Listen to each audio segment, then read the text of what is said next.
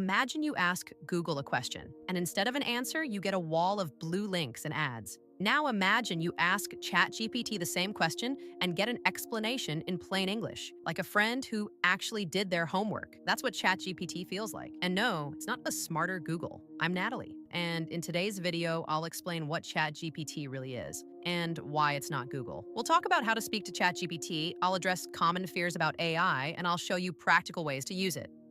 First things first, what ChatGPT actually is. Let's start super simple. ChatGPT is something called a large language model. That means it has studied patterns in books, articles, websites, and more, and learned how humans usually put words together. It doesn't know facts the way you remember your birthday. It predicts text based on everything it has seen.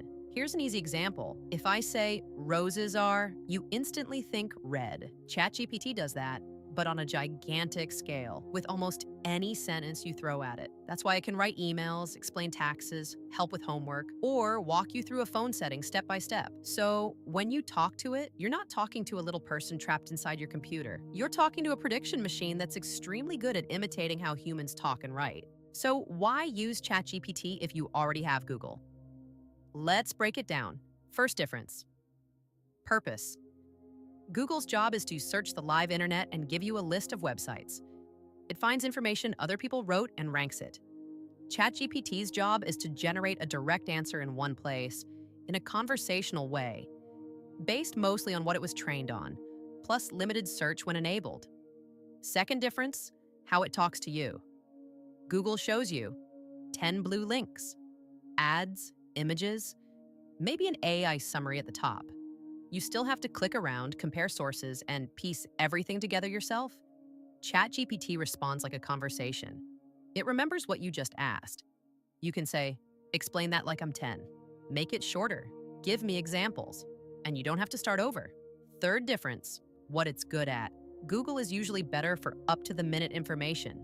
News, stock prices, live sports scores, flight times, or serious research where you need real sources and multiple viewpoints. Also, it is good at shopping, maps, anything real time. And ChatGPT is usually better for explaining something step by step in plain language, writing things for you, emails, letters, job descriptions, cover letters, creating plans, meal plans, study schedules, fitness routines tailored to you. Quick example, if you type into Google, best exercises for knee pain, you'll get millions of results, ads, random blogs, and several YouTube videos. You click, you scroll, you compare, you even start to question your life choices. If you ask ChatGPT, I'm 48, sit at a desk all day, and my knees hurt when I go upstairs. Give me 5 gentle exercises and a weekly plan. You'll get a customized list, a daily schedule, useful tips, and you can ask follow-up questions in the same chat. So ChatGPT is less new Google and more on-demand writing partner, explainer, and planning assistant. Now let's talk about prompts and key principles for better prompting. If you want to go deeper, I have another full video specifically about prompting. I'll link it here and in the description below. A prompt is simply your instruction or question to ChatGPT.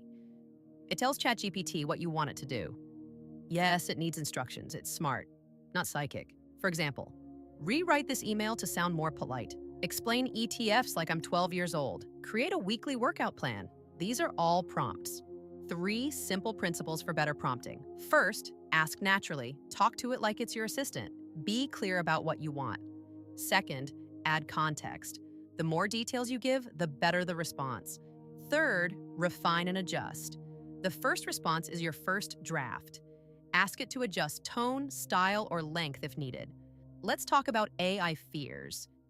If you're still watching, you probably feel at least a little nervous about AI.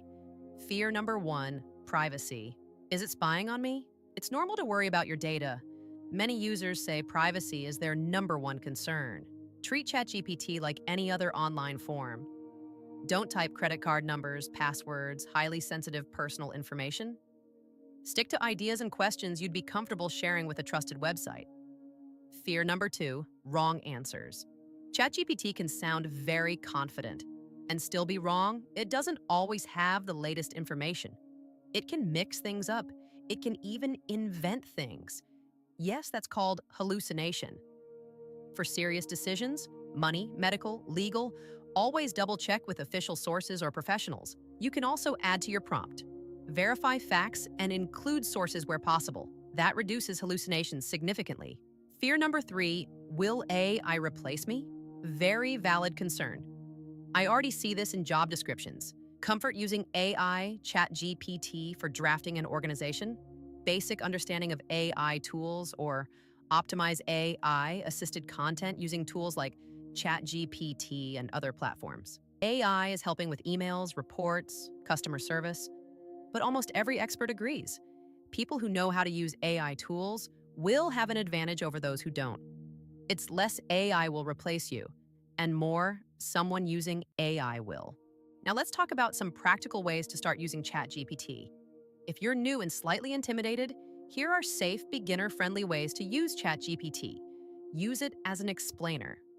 Ask, explain ETFs versus mutual funds like I'm 12. And you get a simple explanation with charts and tables. Even I can understand it. You can use it as a writing assistant. Instead of writing, send me the report today. You are late again. Ask ChatGPT to rewrite in a polite, professional tone. 2 seconds later, you have 4 polished alternatives. Next idea, use it as a friendly tutor.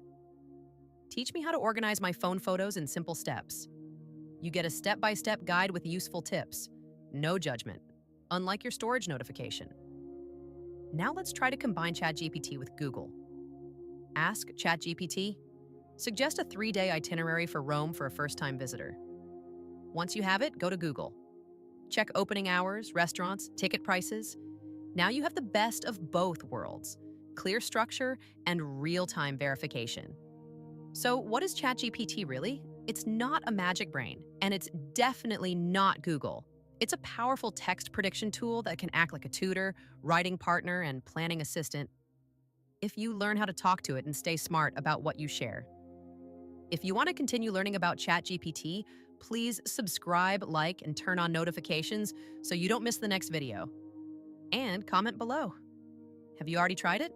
See you in the next one.